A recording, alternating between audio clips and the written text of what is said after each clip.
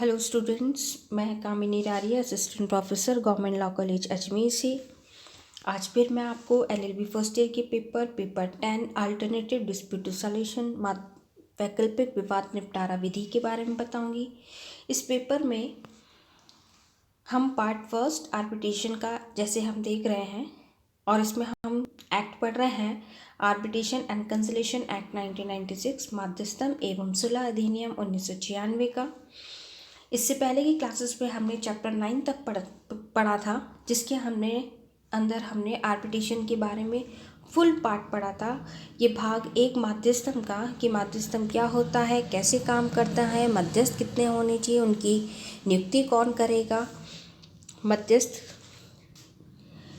पक्षकारों के विवादों को निपटाने के लिए किस प्रक्रिया का अनुसरण करेंगे, वो सब हमने देखा। आज की क्लास में हम चैप्टर 10 मिसलेनियस प्रकीर्णन के बारे में पढ़ेंगे कि अन्य अतिरिक्त और क्या व्यवस्थाएं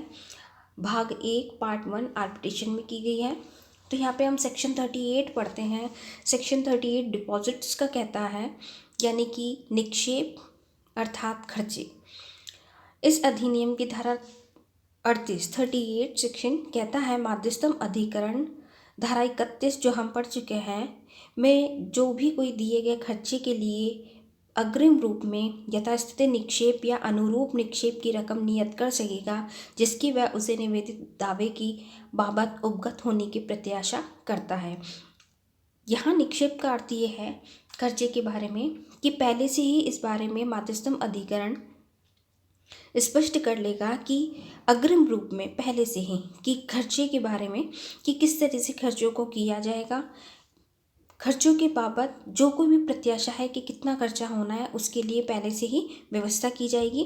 परंतु जहां दावे से अलग एक प्रतिदावा मध्यस्थम अधिकरण को निवेदित किया गया है और यह दावे और प्रतिदावे के लिए निक्षेप की अलग अलग रकम नियत कर सकेगा। लेकिन अगर प्रतिदावा यानी कि सबसे पहले किसी वादी ने दावा किया, फिर प्रतिवादी ने प्रतिदावा किया, तो उसके लिए अलग अलग राशि होगी।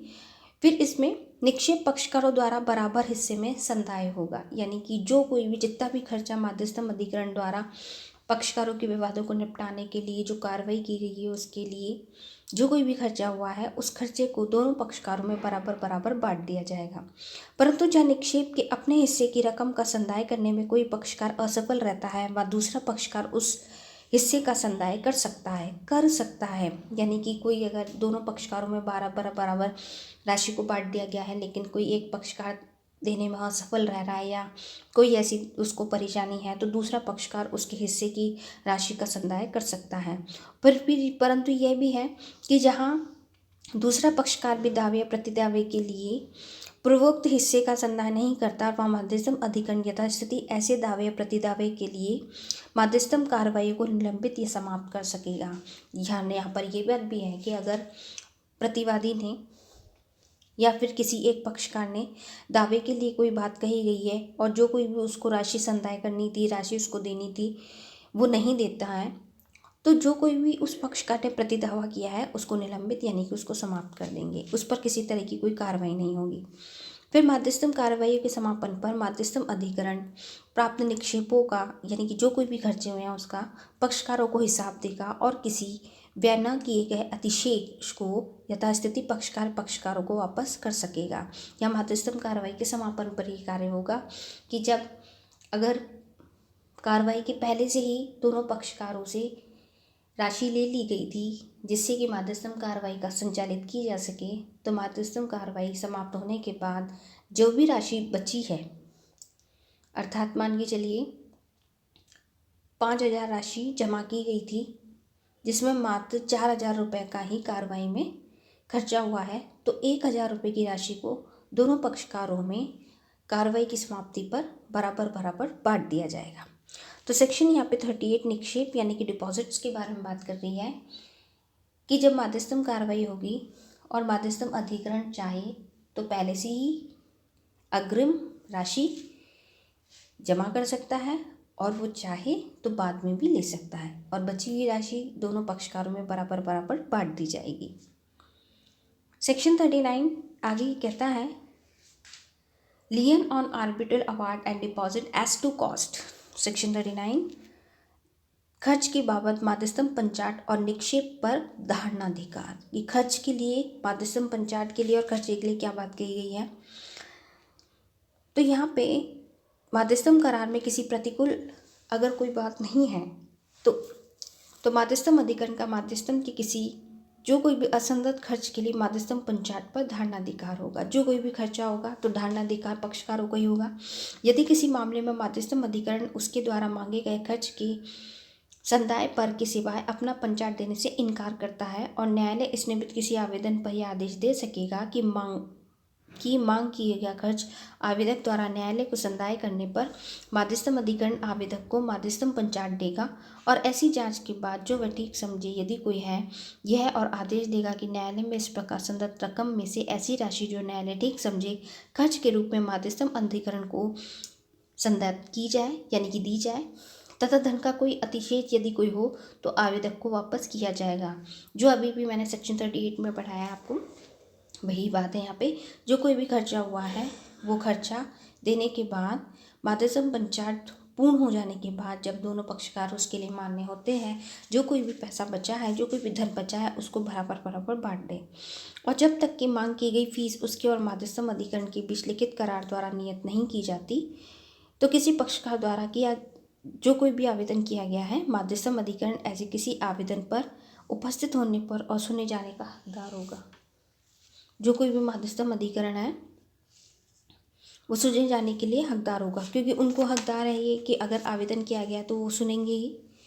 फिर यहाँ जहाँ ऐसे खर्च की बाबत कोई प्रश्न है और माध्यस्थम पंचाट में उसके संबंधित पर्याप्त उपबंध अंतर्विष नहीं है वह न्यायालय माध्यस्थम के खर्च की बाबत ऐसे आदेश देगा जो वह ठीक समझे। जैसा भी खर्चे के बारे में जैसा भी जो भी धारणाधिकार जिसका भी बनता है माध्यस्थम अधिकरण करेगा।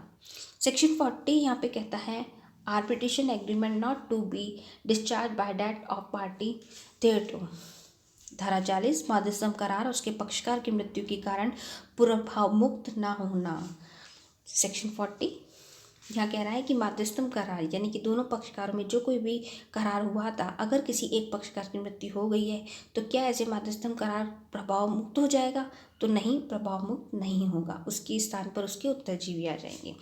माध्यस्थम यहाँ पे ये धारा कहती है माध्यस्थम करार उसके किसी पक्षकार की मृत्यु के कारण न तो मृतक के और न किसी अन्य पक्षकार के संबंध में प्रभाव मुक्त होगा किंतु ऐसी दशा में वह मृतक के विधिक प्रतिनिधियों के द्वारा उसके विरुद्ध प्रवर्तनीय होगा। यानी कि जो कोई भी एक पक्षकार की मृत्यु हो चुकी है तो उसके स्थान पर उसके उत्तरजीवी उसके विधिक प्रतिनिधि आ जाएंगे और जो कोई भी माध्यस्थम पंचाट का प्रभाव होगा वो उन पर होगा। किसी मध्यस्थ का आदेश किसी ऐसे पक्षकार की मृत्यु के कारण समाप्त नहीं होगा जिसके द्वारा वह नियुक्त किया गया था। फिर इस धारा की कोई भी बात किसी ऐसी विधि के प्रवर्तन पर प्रभाव नहीं डालेगी जिसके आधार पर किसी कार्रवाई का कोई अधिकार किसी व्यक्ति की मृत्यु के कारण निर्वापित हो जाता है। अर्थात यहाँ पे सेक्शन 40 ये कहना चाह रहा है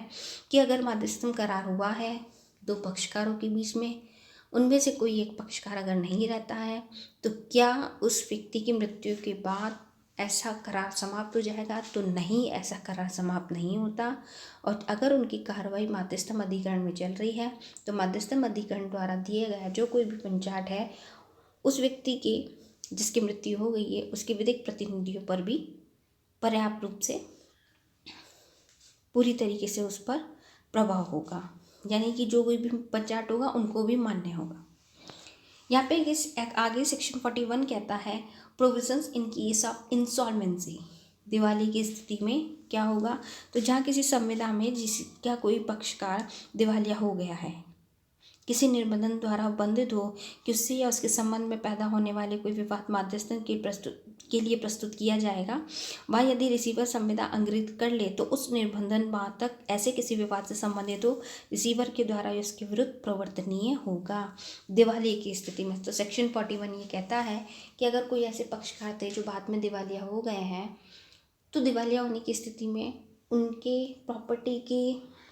उनकी संपत्ति के लिए उनके कार्य के लिए किसी भी व्यक्ति को रिसीवर अपॉइंट किया गया था रिसीवर नियुक्त किया गया था उसके विरुद्ध वो प्रवर्तनीय होंगे। जहाँ भी कोई व्यक्ति जो दिवालिया न्याय निर्णीत किया जा चुका हो दिवाली की कार्य वही के शुरुआत में या प्रारंभ के पूर्व किसी मध्यस्थम करार का पक्षकार हो और किसी ऐसे विषय का जिसे लागू हो अवधारित किया जाना दिवाली की कार्रवाई के संबंध में प्रयोजन के लिए ज़रूरी है। वहाँ यदि मामला ऐसा है तो कोई अन्य पक्षकार या रिसीवर दिवाली की कार्रवाई में अधिकारिता रखने वाले न्यायिक अधिकारी से यह निर्देश देने वाले आदेश के लिए आवेदन कर सकेगा कि ऐसा मामला मध्यस्थम करार के अनुसार मध्यस्थम के लिए प्रस्तुत किया जाए और न्यायिक अधिकारी की यह राय हो कि मामले की सब परिस्थितियों को ध्यान में रखते हुए मामला मध्यस्थम द्वारा अवधारित किया जाना चाहिए, तो वह उसी अनुसार आदेश दे सकेगा। इस धारा में रिसीवर के लिए शासकीय समुद्देश्य आता है, यानी कि वही जो CPC के अकॉर्डिंग,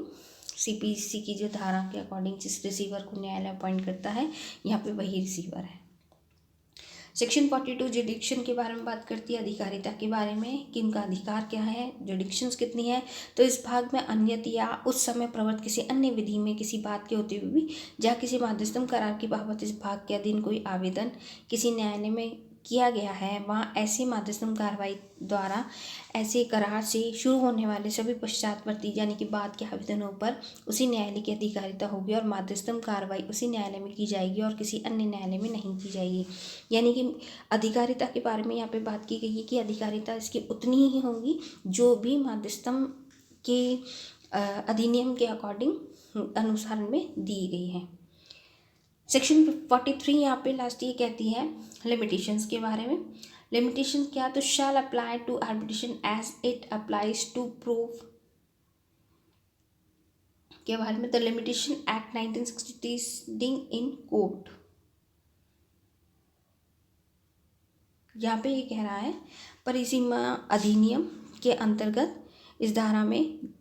कि जहाँ भावी विवादों के मध्यस्थम के लिए निवेदित किसी मध्यस्थम करार में निबंधित किया गया है कि जबकि करार द्वारा नियत किए गए समय के भीतर मध्यस्थम कार्रवाई प्रारंभ करने के लिए कदम न उठाया जाए, जो कोई ऐसा दावा जिसका करार लागू हो वर्जित होगा और कोई विवाद पैदा हो जिसको ये करार लागू हो, तो न्यायालय यदि इसकी राय है कि मामले की परिस्थिति में अन्य कोई कठिनाई होगी तो इस बात की होते हुए भी इस प्रकार नियत किया गया समय समाप्त हो गया हो, तो ऐसे निर्बंधों पर यदि कोई हो जो मामले में न्याय के लिए अपेक्षित हो, समय को इतनी कालावधि के लिए विस्तारित करेगा जितनी वो उचित समझे। यानी कि समय के अकॉर्डिंग, उस टाइम के अकॉर्डिंग, जैसा भी वो ठीक समझता है उसके अकॉर्डिंग समय को बढ़ाया जा सकेगा। लेकिन ये ऐसा तभी होगा जब न्यायालय इस बात से संतुष्ट हो जाए। अगर न्यायालय इस बात से संतुष्ट नहीं है तो